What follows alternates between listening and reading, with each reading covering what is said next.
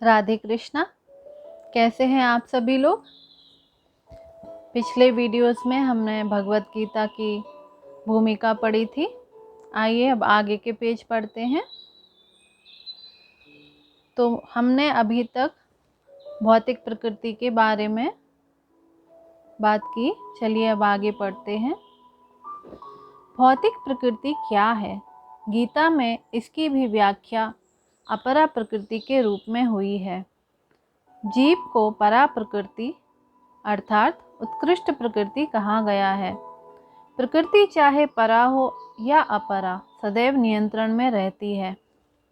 प्रकृति स्त्री स्वरूपा है और वह भगवान द्वारा उसी प्रकार नियंत्रित होती है जिस प्रकार पत्नी अपने पति द्वारा।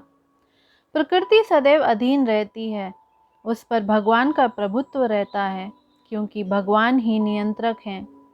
जीव तथा भौतिक प्रकृति दोनों ही परमेश्वर द्वारा अधिशासित एवं नियंत्रित होते हैं।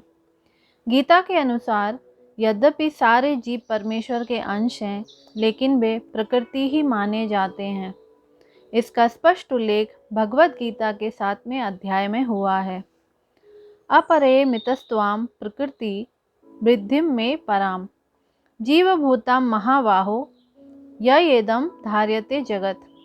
यह भौतिक प्रकृति मेरी अपरा प्रकृति है, लेकिन इससे भी परे दूसरी प्रकृति है, जीव।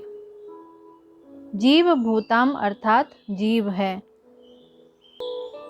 भौतिक प्रकृति 3 गुणों से निर्मित है, सतोगुण, रजोगुण तथा तमोगुण। इन गुणों के ऊपर नित्य काल है और इन प्रकृति के गुणों तथा नित्य काल के नियंत्रण व संयोग से अनेक कार्यकलाप होते हैं जो कर्म कहलाते हैं। ये कार्यकलाप अनादिकाल से चले आ रहे हैं और हम सभी अपने कार्यकलापों के फलस्वरूप सुख या दुख भोग रहे हैं। उदाहरणार्थ, मान लें कि मैं व्यापारी हूँ और मैंने बुद्धि के बल पर कठोर श्रम किया है और बहुत संपत्ति संचित कर ली है, तब मैं संपत्ति के सुख का भोगता हूँ। किंतु यदि मान लें कि व्यापार में हानि से मेरा सब धन चला जाता रहा, तो मैं दुख का भोगता हो जाता हूँ। इसी प्रकार जीवन के प्रत्येक क्षेत्र में हम अपने कर्म के फल का सुख भोगते हैं या उसका कष्ट उठाते हैं। यह कर्म कहलाता है। ईश्वर, जीव, प्रकृति, काल तथा कर्म, इन सब की व्याख्या भगवत गीता में हुई है। इन पांचों में से ईश्वर, जीव, प्रकृति तथा काल शाश्वत हैं। प्रकृति की अभिव्यक्ति अस्थायी हो सकती है, परंतु यह मिथ्या नहीं है। कोई दार्शनिक कहते हैं कि प्रकृति की अभिव्यक्ति मिथ्या है, लेकिन भगवत गीता या वैष्णवों के दर्शन के अनुसार ऐसा नहीं है। जगत की अभिव्यक्ति को मिथ्या नहीं माना जाता, इसे वास्तविक किंतु अस्थायी माना जाता है। यह उस बादल के सदृश है जो आकाश में घूमता रहता है, या वर्षा ऋतु के आगमन के समान है जो अन्न का पोषण करती है। ज्यों ही वर्षा ऋतु समाप्त होती है और बादल चले जाते हैं, त्यों ही वर्षा द्वारा पोषित सारी फसल सूख जाती है। इसी प्रकार यह भौतिक अभिव्यक्ति एक निश्चित अंतराल में होती है, कुछ काल तक ठहरती है और फिर लुप्त हो जाती है। प्रकृति इस रूप में कार्यशील है, लेकिन यह चक्र निरंतर चलता रहता है। इसीलिए प्रकृति शाश्वत है, मिथ्या नहीं है। भगवान इसे मेरी प्रकृति कहते हैं। यह भौतिक प्रकृति अपरा प्रकृति परमेश्वर की भिन्ना शक्ति है। इसी प्रकार जीव भी परमेश्वर की शक्ति हैं, किंतु वे विलग नहीं, अपितु भगवान से नित्य संबद्ध हैं। इस तरह भगवान, जीव, प्रकृति तथा काल ये सब परस्पर संबंधित हैं और सभी शाश्वत हैं। लेकिन दूसरी वस्तु कर्म शाश्वत नहीं है। हाँ, कर्म के प्रभाव अत्यंत पुरातन हो सकते हैं। हम अनादि काल से अपने शुभ अशुभ कर्म फलों को भोग रहे हैं, किंतु साथ ही हम अपने कर्मों के फल को बदल भी सकते हैं और यह परिवर्तन हमारे ज्ञान की पूर्णता पर निर्भर करता है। हम विविध प्रकार के कर्मों में व्यस्त रहते हैं। निस्संदेह हम यह नहीं जानते कि किस प्रकार के कर्म करने से हम कर्म फल से राहत प्राप्त कर सकते हैं, लेकिन भगवत गीता में इसका भी वर्णन हुआ है। ईश्वर अर्थात परम ईश्वर की स्थिति परम चेतना स्वरूप है। जीव ही ईश्वर के अंश होने के कारण चेतन है। जीव तथा भौतिक प्रकृति दोनों को प्रकृति बताया गया है, अर्थात वे परमेश्वर की शक्ति हैं, किंतु इन दोनों में से केवल जीव चेतन है, दूसरी प्रकृति चेतन नहीं है। यही अंतर है। इसीलिए जीव प्रकृति या परा या उत्कृष्ट कहलाती है, क्योंकि जीव भगवान जैसी चेतना से युक्त है, लेकिन भगवान की चेतना परम है। और किसी को यह नहीं कहना चाहिए कि जीव भी परम चेतन है। जीव कभी भी, यहाँ तक कि अपनी सिद्ध अवस्था में भी, परम चेतन नहीं हो सकता है। और यह सिद्धांत भ्रामक है कि जीव परम चेतन हो सकता है। वह चेतन तो हो सकता है, लेकिन पूर्ण या परम चेतन नहीं। जीव तथा ईश्वर का अंतर भगवत गीता के 13वें अध्याय में बताया जाएगा। ईश्वर क्षेत्रज्ञ व चेतन है, जैसा कि जीव भी है, लेकिन जीव केवल अपने शरीर के प्रति सचेत रहता है, जबकि भगवान समस्त शरीरों के प्रति सचेत रहते हैं, क्योंकि वे प्रत्येक जीव के हृदय में वास करते हैं। अतएव वे जीव विशेष की मानसिक गतिशीलता से परिचित रहते हैं। हमें यह नहीं भूलना चाहिए। यह भी बताया गया है कि परमात्मा प्रत्येक जीव के हृदय में या ईश्वर नियंता के रूप में वास कर रहे हैं, और जैसा जीव चाहता है वैसा करने के लिए जीव को निर्देशित करते रहते हैं। जीव भूल जाता है कि उसे क्या करना है।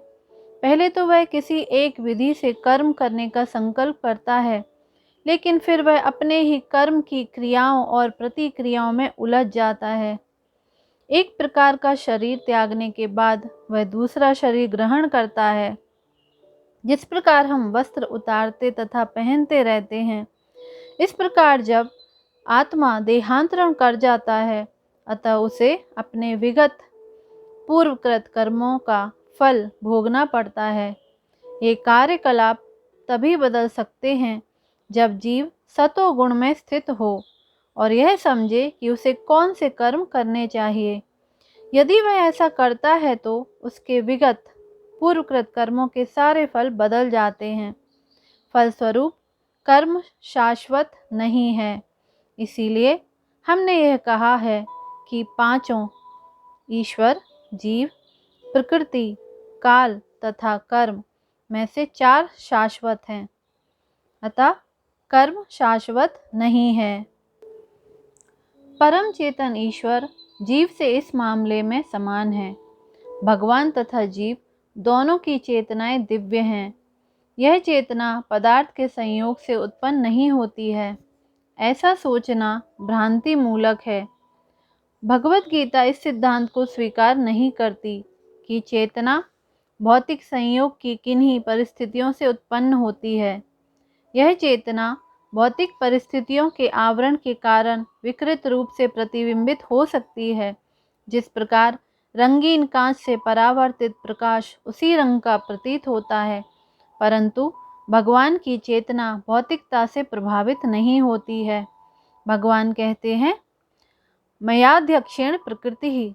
जब वे इस भौतिक जगत में अवतरित होते हैं तो उनकी चेतना पर भौतिक प्रभाव नहीं पड़ता।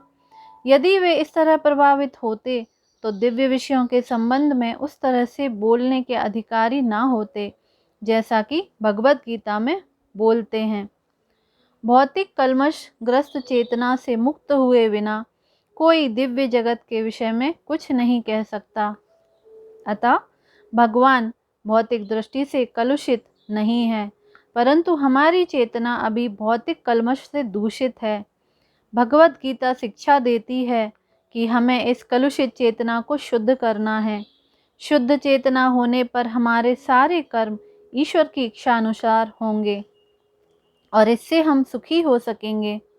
ऐसा नहीं है कि हमें अपने सारे कार्य बंद कर देने चाहिए, अपितु हमें अपने कर्मों को शुद्ध करना चाहिए, और शुद्ध कर्म भक्ति कहलाते हैं। भक्ति में कर्म सामान्य कर्म प्रतीत होते हैं, किंतु वे कलुषित नहीं होते। एक अज्ञानी व्यक्ति भक्त को सामान्य व्यक्ति की भांति कर्म करते देख सकता है, किंतु ऐसा मूर्ख यह नहीं समझता कि भक्त या भगवान के कर्म अशुद्ध चेतना या पदार्थ से कलुषित नहीं होते, वे त्रिगुणातीत होते हैं। जो भी हो, हमें यह जान लेना चाहिए कि अभी हमारी चेतना कलुषित है। जब हम भौतिक दृष्टि से कलुषित होते हैं तो हम बद्ध कहलाते हैं। मिथ्या चेतना का प्रकट इसीलिए होता है कि हम अपने आप को प्रकृति का प्रतिफल मान बैठते हैं। यह मिथ्या अहंकार कहलाता है। जो व्यक्ति देहात्म बुद्धि में लीन रहता है वह अपनी स्थिति को नहीं समझ पाता। भगवत गीता का प्रवचन देहात्म बुद्धि से मनुष्य को मुक्त करने के लिए ही हुआ था और भगवान से यह सूचना प्राप्त करने के लिए ही अर्जुन ने अपने आप को इस अवस्था में उपस्थित किया था। व्यक्ति को देहात्म बुद्धि से मुक्त होना चाहिए। आध्यात्मवादी के लिए प्रारंभिक कर्म यही है। जो बंधनों से छूटना चाहता है, जो मुक्त होना चाहता है, उसे सर्वप्रथम यह जान लेना होगा कि वह यह शरीर नहीं है। मुक्ति का अर्थ है भौतिक चेतना से स्वतंत्रता। श्रीमद् भागवतम में भी मुक्ति की परिभाषा दी गई है। मुक्तिर्हित्वान्यथा रूपम स्वरूपेण व्यवस्थिति। मुक्ति का अर्थ है इस भौतिक जगत की कलुषित चेतना से मुक्त होना और शुद्ध चेतना में स्थित होना। भगवत गीता के सारे उपदेशों का मंतव्य इसी शुद्ध चेतना को जागृत करना है। इसीलिए हम गीता के अंत में कृष्ण को अर्जुन से यह प्रश्न करते पाते हैं कि वह विशुद्ध चेतना को प्राप्त हुआ या नहीं। शुद्ध चेतना का अर्थ है भगवान के आदेशानुसार कर्म करना। शुद्ध चेतना का यही सार है। भगवान का अंश होने के कारण हम में चेतना पहले से ही रहती है, लेकिन हम में निकृष्ट गुणों द्वारा प्रभावित होने की प्रवृत्ति पाई जाती है। किंतु भगवान परमेश्वर होने के कारण कभी प्रभावित नहीं होते। परमेश्वर तथा शुद्ध जीवों में यही अंतर है। यह चेतना क्या है? यह चेतना है मैं हूँ। तो फिर मैं हूँ क्या है? कलुषित चेतना में मैं हूँ का अर्थ है कि मैं सर्वे सर्वा हूँ, मैं ही भोगता हूँ। यह संसार चलायमान है क्योंकि प्रत्येक जीव यही सोचता है कि वही इस भौतिक जगत का स्वामी तथा सृष्टा है। भौतिक चेतना के दो मनोमय विभाग हैं। एक के अनुसार मैं ही सृष्टा हूँ और दूसरे के अनुसार मैं ही भोगता हूँ। लेकिन वास्तव में परमेश्वर सृष्टा तथा भोक्ता दोनों हैं और परमेश्वर का अंश होने के कारण जीव ना तो सृष्टा है और ना ही भोक्ता, वह मात्र सहयोगी है।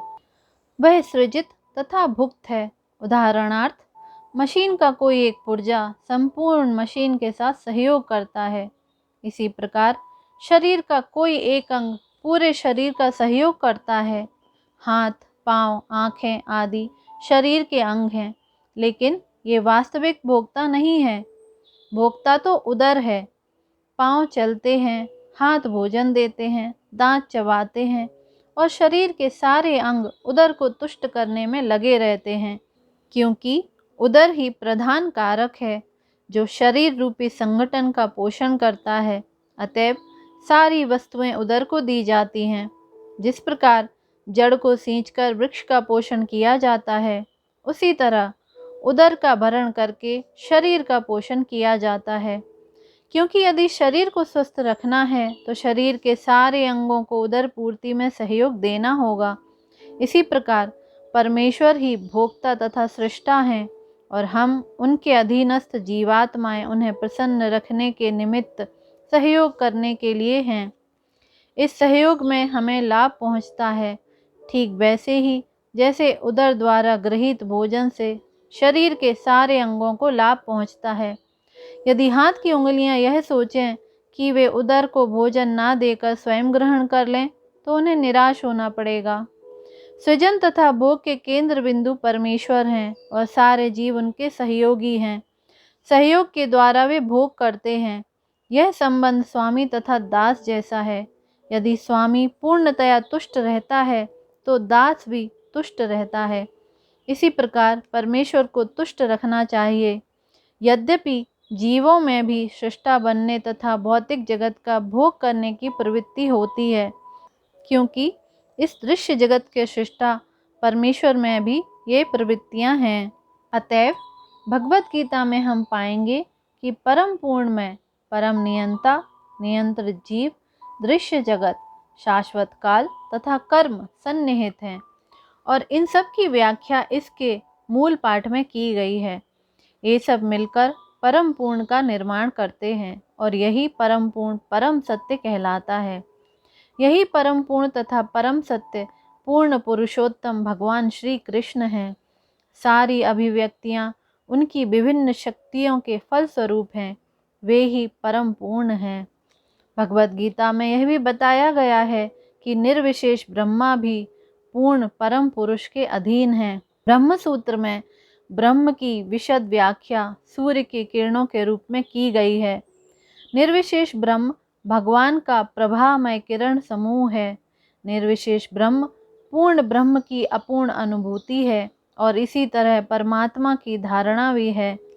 15वें अध्याय में यह देखेंगे कि भगवान पुरुषोत्तम इन दोनों निर्विशेष ब्रह्म तथा परमात्मा की आंशिक अनुभूति से बढ़कर हैं। भगवान को सच्चिदानंद विग्रह कहा जाता है। ब्रह्म संहिता का शुभारंभ इस प्रकार से होता है। ईश्वरा परमा कृष्णा सच्चिदानंद विग्रह अनादिरादि गोविंदः सर्व कारण कारणम। गोविंद या कृष्ण सभी कारणों के कारण हैं। वे ही आदि कारण हैं और सत, चित्त तथा आनंद के रूप हैं। निर्विशेष ब्रह्म उनके सत स्वरूप की अनुभूति है। परमात्मा सत चित्त की अनुभूति है, परंतु भगवान कृष्ण समस्त दिव्य स्वरूपों की अनुभूति हैं। सत चित्त आनंद के पूर्ण विग्रह में हैं। अल्पज्ञानी लोग परम सत्य को निर्विशेष मानते हैं, लेकिन वे हैं दिव्य पुरुष और इसकी पुष्टि समस्त वैदिक ग्रंथों में हुई है। नित्यो नित्यानाम चेतनश्चेतनानाम। जिस प्रकार हम सभी जीव हैं और हम सबकी अपनी अपनी व्यष्टि सत्ता है, उसी प्रकार परम सत्य भी अंततः एक व्यक्ति है और भगवान की अनुभूति उनके पूर्ण स्वरूप में समस्त दिव्य लक्षणों की ही अनुभूति है। यह पूर्णता रूप विहीन नहीं है। यदि वह निराकार है या किसी अन्य वस्तु से घटकर, तो वह सर्वथा पूर्ण नहीं हो सकता। जो सर्वथा पूर्ण है उसे हमारे लिए अनुभव गम्य तथा अनुभवातीत हर वस्तुओं से युक्त होना चाहिए, अन्यथा वह पूर्ण नहीं हो सकता। पूर्ण भगवान में अपार शक्तियां हैं। कृष्ण किस प्रकार अपनी विभिन्न शक्तियों द्वारा कार्यशील हैं, इसकी भी व्याख्या भगवत गीता में हुई है। यह दृश्य जगत या भौतिक जगत जिसमें हम रह रहे हैं, यह भी स्वयं में पूर्ण है, क्योंकि जिन 24 तत्वों से यह नश्वर ब्रह्मांड निर्मित है, वे सांख्य दर्शन के अनुसार इस ब्रह्मांड के पालन तथा धारण के लिए अपेक्षित संसाधनों से पूर्णतया समन्वित हैं। इनमें से ना तो कोई विजातीय तत्व है और ना ही किसी की आवश्यकता है। इस सृष्टि का अपना निजी नियत काल है, जिसका निर्धारण परमेश्वर की शक्ति द्वारा हुआ है, और जब यह काल पूर्ण हो जाता है तो उस पूर्ण की पूर्ण अवस्था से इस क्षणभंगुर सृष्टि का विनाश हो जाता है। शुद्ध जीवों के लिए यह सुविधा प्राप्त है कि पूर्ण की अनुभूति करें। सभी प्रकार की अपूर्णताओं का अनुभव पूर्ण विषय ज्ञान की अपूर्णता के कारण है। इस प्रकार भगवत गीता में वैदिक विद्या का पूर्ण ज्ञान पाया जाता है। सारा वैदिक ज्ञान अमोघ है और हिंदू इस ज्ञान को पूर्ण तथा अमोघ मानते हैं। उदाहरणार्थ, गोबर पशुमल है और स्मृति या वैदिक आदेश के अनुसार यदि कोई पशुमल का स्पर्श करता है तो उसे शुद्ध होने के लिए स्नान करना पड़ता है, लेकिन वैदिक शास्त्रों में गोबर को पवित्र करने वाला माना गया है। इसे विरोधाभास कहा जा सकता है, लेकिन यह मान्य है क्योंकि यह वैदिक आदेश है और इसमें संदेह नहीं है कि इसे स्वीकार करने पर किसी प्रकार की त्रुटि नहीं होगी। अब तो आधुनिक विज्ञान द्वारा यह सिद्ध किया जा चुका है कि गाय के गोबर में समस्त कीटाणुनाशक गुण पाए जाते हैं। अतएव वैदिक ज्ञान पूर्ण है, क्योंकि यह समस्त संशयों एवं त्रुटियों से परे है और भगवत गीता समस्त वैदिक ज्ञान का सार है। वैदिक ज्ञान शोध का विषय नहीं है। हमारा शोध कार्य अपूर्ण है, क्योंकि हम अपूर्ण इंद्रियों के द्वारा शोध करते हैं। हमें पहले से चले आ रहे पूर्ण ज्ञान को परंपरा द्वारा स्वीकार करना होगा। जैसा कि भगवत गीता में कहा गया है, हमें ज्ञान को परंपरा से उपयुक्त स्रोत से ग्रहण करना होता है। जो परंपरा परम आध्यात्मिक गुरु साक्षात भगवान से प्रारंभ होती है और गुरु शिष्यों की यह परंपरा आगे बढ़ती जाती है। छात्र के रूप में अर्जुन भगवान कृष्ण से शिक्षा ग्रहण करता है और उनका विरोध किए बिना वह कृष्ण की सारी बातें स्वीकार कर लेता है। किसी भी भगवत गीता के एक अंश को स्वीकार करने से और दूसरे अंश को अस्वीकार करने की अनुमति नहीं दी जाती है। हमें भगवत गीता को बिना किसी प्रकार की टीका टिप्पणी, बिना घटाए बढ़ाए तथा विषय वस्तु में बिना किसी मनोकल्पना के स्वीकार करना चाहिए। गीता को वैदिक ज्ञान की सर्वाधिक पूर्ण प्रस्तुति समझना चाहिए। वैदिक ज्ञान दिव्य स्रोतों से प्राप्त होता है और यह स्वयं भगवान ने पहला प्रवचन किया था। भगवान द्वारा कहे गए शब्द अपौरुषेय कहलाते हैं, जिसका अर्थ है कि वे 4 दोषों से युक्त संसारी व्यक्ति द्वारा कहे गए शब्दों से भिन्न होते हैं। संसारी पुरुष के दोष हैं: पहला, वह त्रुटियां अवश्य करता है। दूसरा, वह अनिवार्य रूप से मोहग्रस्त होता है। तीसरा, उसमें अन्यों को धोखा देने की प्रवृत्ति होती है तथा चौथा, वह अपूर्ण इंद्रियों के कारण सीमित होता है। इन 4 दोषों के कारण मनुष्य सर्वव्यापी ज्ञान विषयक पूर्ण सूचना नहीं दे पाता। ऐसे दोषपूर्ण व्यक्तियों द्वारा वैदिक ज्ञान प्रदान नहीं किया जाता। इसे प्रथम सृष्ट जीव ब्रह्मा के हृदय में प्रदान किया गया। फिर ब्रह्मा ने इस ज्ञान को अपने पुत्रों तथा शिष्यों को उसी रूप में प्रदान किया जिस रूप में उन्हें भगवान से प्राप्त हुआ था। भगवान पूर्ण है और उनका प्रकृति के नियमों के वशीभूत होने का प्रश्न ही नहीं उठता। अतएव मनुष्य में इतना समझने की बुद्धि तो होनी ही चाहिए कि भगवान ही इस ब्रह्मांड की सारी वस्तुओं के एकमात्र स्वामी हैं। वे ही आदि सृष्टा तथा ब्रह्मा के भी सृजन करता हैं। 11वें अध्याय में भगवान को प्रपितामह के रूप में संबोधित किया गया है, क्योंकि ब्रह्मा को पितामह कहकर संबोधित किया गया है और वे तो इन पितामह के भी सृष्टा हैं। अतएव किसी को अपने आप को किसी भी वस्तु का स्वामी होने का दावा नहीं करना चाहिए। उसे केवल उन्हीं वस्तुओं को स्वीकार करना चाहिए जिन्हें उसके पोषण के लिए भगवान ने हिस्से में दी हैं। भगवान द्वारा हमारे हिस्से में रखी गई वस्तुओं को किस तरह से काम में लाया जाए, इसके अनेक उदाहरण प्राप्त हैं। इसकी भी व्याख्या भगवत गीता में हुई है। प्रारंभ में अर्जुन ने निश्चय किया था कि वह कुरुक्षेत्र में युद्ध नहीं लड़ेगा। यह उसका अपना निर्णय था। अर्जुन ने भगवान से कहा कि वह अपने ही संबंधियों को मारकर राज्य का भोग नहीं करना चाहता। यह निर्णय शरीर पर आधारित था, क्योंकि वह अपने आप को शरीर मान रहा था और अपने भाइयों, भतीजों, सालों, पितामहों आदि को अपने शारीरिक संबंध या विस्तार के रूप में ले रहा था। अतएव वह अपनी शारीरिक आवश्यकताओं को तुष्ट करना चाह रहा था। भगवान ने भगवत गीता का प्रवचन इस दृष्टिकोण को बदलने के लिए ही किया और अंत में अर्जुन भगवान के आदेश अनुसार युद्ध करने का निश्चय करते हुए कहता है, करिष्ये वचनम तव, मैं आपके वचन के अनुसार ही करूँगा। तो इस वीडियो में हम इतना ही पढ़ेंगे। आगे की वीडियोस में हम आगे के प्रश्न पढ़ेंगे।